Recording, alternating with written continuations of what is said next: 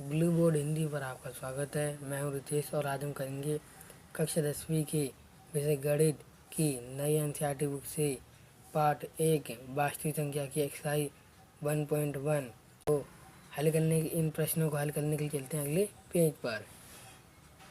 प्रश्न नंबर 1, निम्नलिखित संख्याओं को अभाज्य गुणनखंडों के रूप में व्यक्त कीजिए। प्रश्न नंबर 1 में हमें बोला गया है कि संख्याओं को अभाज्य गुणनखंडों के रूप में व्यक्त कीजिए, मतलब इनके अभाज्य गुणनखंड निकालने हैं। तो इसका पहला पार्ट है 140। 140 हमारे अभाज्य गुणनखंड निकालने हैं। 140 का हम 2 से विभाजित करेंगे तो 70 आता है। फिर 2 से करने पर 35 आता है। अब ये 2 से तो विभाजित होगा नहीं, हम इसे 5 से करेंगे तो ये 7 आएगा और 7 को 7 से विभाजित करेंगे तो 1 आएगा। यहाँ पर हो गया। इसलिए 140 बराबर 2 गुणा 2 गुणा 5 गुणा 7। इसको हम एक तरह से और लिख देते हैं 2 की पावर 2 गुणा 5 गुणा 7। इसे भी हम इसे लिख सकते हैं। दूसरा इसका हम पहला पार्ट हो गया। दूसरा पार्ट करते हैं। दूसरे पार्ट में है 156। इसको हम पहले करेंगे 2 से करने पर आता है 78। 78 को 2 से करने पर आता है 39। तो फिर 3 से इसे करेंगे 13 आएगा और 13 को 13 से डिवाइड करेंगे तो 1 आता है। हो गया पूरा। ऐसे हम लिखेंगे 156 को बराबर 2 गुणा 2 गुणा 3 गुणा 13। इसमें लिखता है 40 ने 2 की पावर 2 गुणा 3 गुणा 13। सेकंड पार्ट भी पूरा हो गया। और दूसरा थर्ड पार्ट करें। थर्ड पार्ट में 3825। 3825 करेंगे 3 से विभाजित करने पर 12,1200। इसका फोर्थ पार्ट है 5005। इसको हम 5 से विभाजित करेंगे तो आता है 1001। 1001 को 7 से विभाजित करने पर आता है 143। 143 को 11 से विभाजित करने पर आता है 13 और 13 के 13 से विभाजित करने पर आता है 1। इसका हम लिख सकते हैं 5005 को बराबर लिख सकते हैं 5 गुणा 7 गुणा 11 गुणा 13 के रूप में हम लिख सकते हैं। इसका 5 पार्ट आता है 7429। इसका हम विभाजित करने 17 विभाजित करेंगे तो आता है 4037। 4037 को 19 से विभाजित करने पर आता है 23 और 23 को 23 से विभाजित करने पर आता है 1। 7423 को हम लिख सकते हैं 17 गुणा 19 गुणा 23। प्रश्न नंबर 1 यहाँ पर हुआ पूरा। प्रश्न नंबर 2 करने के चलते हैं अगले पेज पर।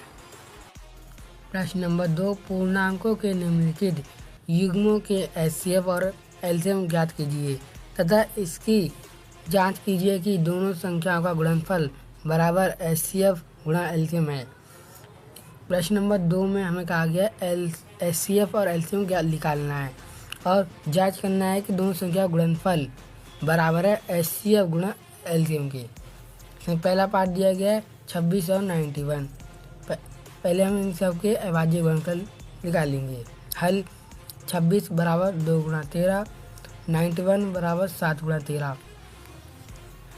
हम इसमें पहले एचसीएफ निकालेंगे। एचसीएफ 26 और 91 का बराबर। एचसीएफ में जो भी कॉमन है दो संख्या वो सब कुछ एचसीएफ होता है। इसमें 26 में 2 है और 91 में 2 नहीं है। 91 में 7 है, 26 में नहीं है और 13 दोनों में है तो 13 एचसीएफ बराबर 13। एलसीएम अब जो भी बच गया वो सब कुछ एलसीएम है। एलसीएम 26 और 91 बराबर 2 गुणा 7 गुणा 13 बराबर 182। हमने एचसीएफ और एलसीएम ज्ञात कर लिया। हमें जांच करनी है कि दोनों संख्या का गुणनफल बराबर है एलसीएम गुणा के एचसीएफ। हम पहले गुणा कर लेंगे संख्या को। पहली संख्या गुणा दूसरी संख्या बराबर 26 गुणा 91 बराबर 2366। अब एचसीएफ और एलसीएम गुणा करेंगे। एचसीएफ गुणा एलसीएम बराबर 13 गुणा 182 बराबर 2366। अब दोनों बराबर आ गया है तो इसी प्रकार पहली संख्या गुणा दूसरी संख्या बराबर एचसीएफ गुणा एलसीएम है। इसे हमने जांच कर दिया। हम दूसरा पार्ट करेंगे। दूसरे पार्ट में दिए गए हैं 510 और 92। हम पहले इनके गुणनफल निकालेंगे, अभाज्य गुणनफल निकालेंगे। हल 510 बराबर 2 गुणा 3 गुणा 5 गुणा 7 17। 92 के बराबर 2 गुणा 2 गुणा 23। अब HCF 510 और 92 का, इसमें जो भी कॉमन है, देखिए इसमें 2 है, इसमें 2 है, इसमें 3 है, इसमें 3 नहीं है, 5 है, इसमें नहीं है, 17 है, इसमें नहीं है, इसमें 23 है, इसमें नहीं है। तो मतलब सब 2 ही कॉमन है, वो हो गया HCF 510 और 92 के बराबर 2। LCM अब जो भी बच गया वो सब कुछ LCM है। LCM 510 और 92 बराबर 2 गुणा 2 गुणा 3 गुणा 5 गुणा 17 गुणा 23 बराबर 23,460।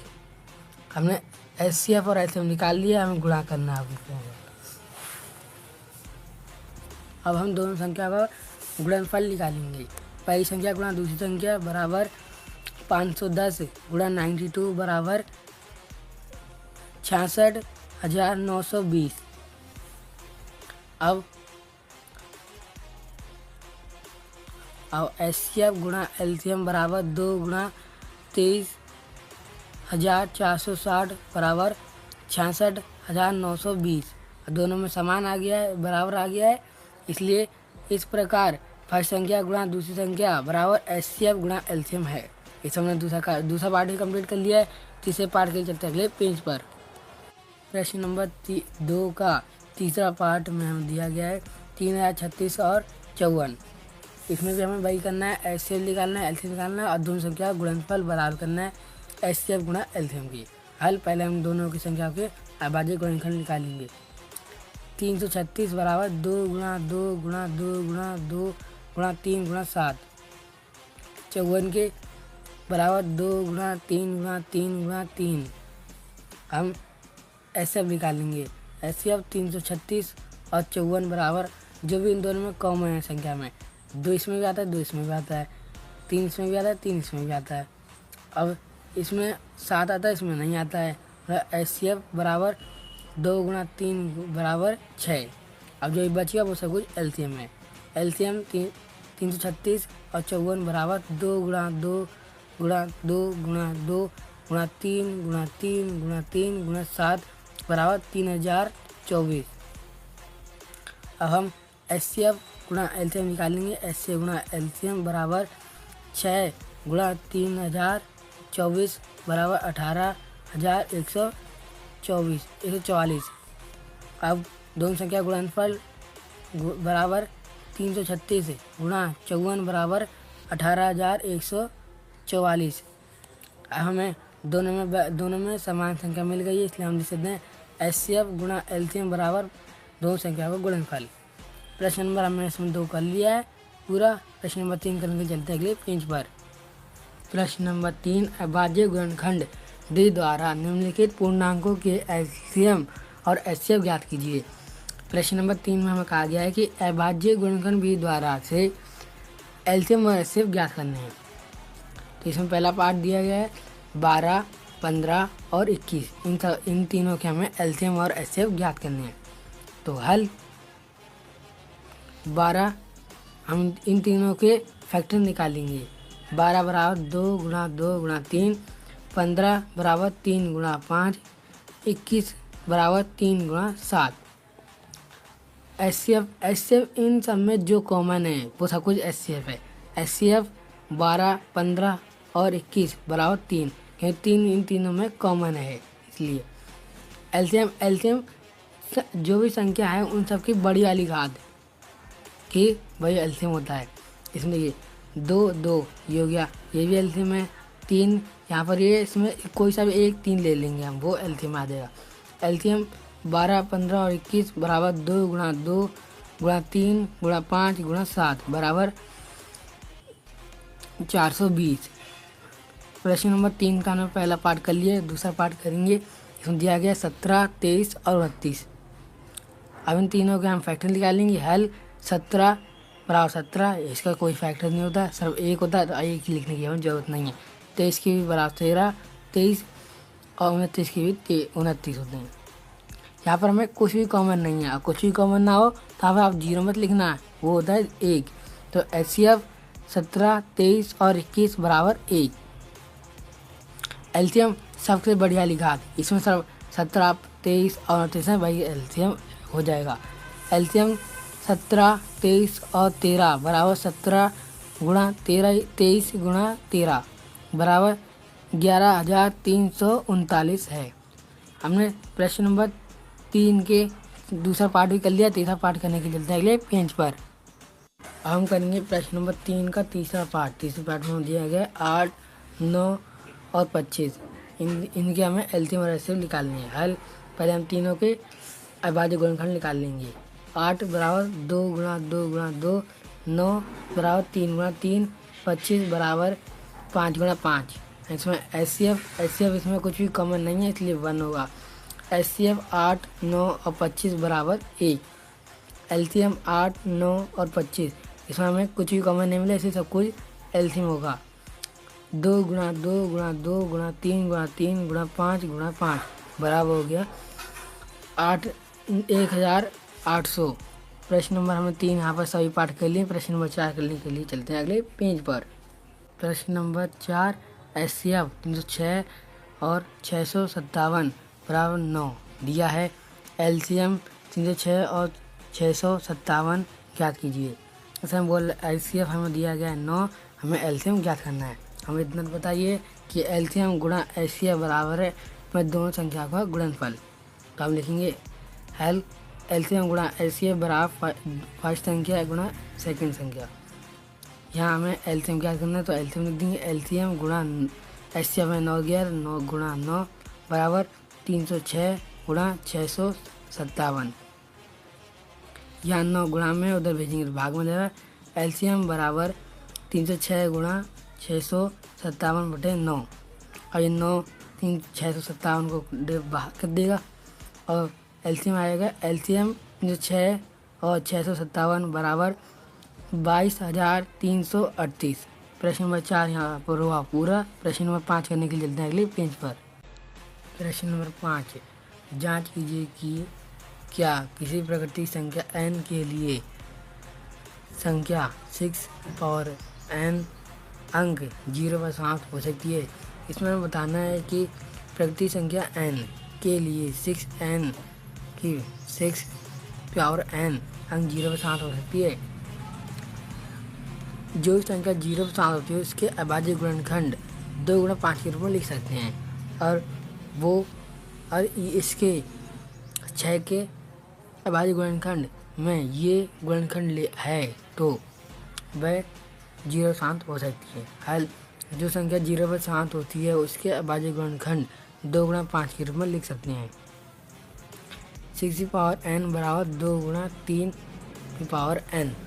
इसमें 2 गुणा 5 का गुणनखंड यहाँ पर नहीं दिख रहा है इसलिए ये 0 पर समाप्त नहीं होगी। अतः 6n की पावर किसी भी n के मान के लिए 0 समाप्त नहीं होगी। प्रश्न नंबर 5 हमने इस पेज पर कर लिया है। प्रश्न नंबर 6 करने के लिए चलते हैं अगले पेज पर। गुणा 5 गुणा 4 गुणा 3 गुणा 2 गुणा 1 प्लस 5 भाज्य संख्या क्यों है। हमें बताना है ये दोनों संख्याएं भाज्य क्यों हैं। तो हम पहले को इधर लिखेंगे और दूसरे को हम इधर हल करते हैं। हल पहली संख्या हम लिखेंगे 7 गुणा 11 गुणा 13 प्लस 13।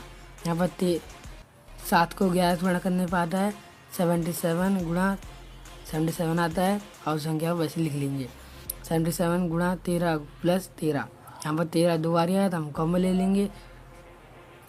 13 ब्रैकेट में 77 गुणा 1 प्लस 1 ब्रैकेट बंद और 77 को 1 से गुणा करेंगे 77 आएगा। अब 13 ब्रैकेट में 77 प्लस 1 77 और 1 को प्लस करेंगे 78 आएगा। 13 गुणा 78 और यहाँ पर 78 के फैक्टर्स होते हैं 2 गुणा 3 गुणा 13। अब हल करेंगे 13 गुणा 2 गुणा 3 गुणा 13। ये भाज्य संख्या है क्योंकि इसके एक के अलावा अन्य गुणनखंड है। क्योंकि जिसके 2 से ज़्यादा गुणनखंड होते हैं वह भाज्य संख्या होती हैं। पहले तो हमने बता दिया भाज्य संख्या है।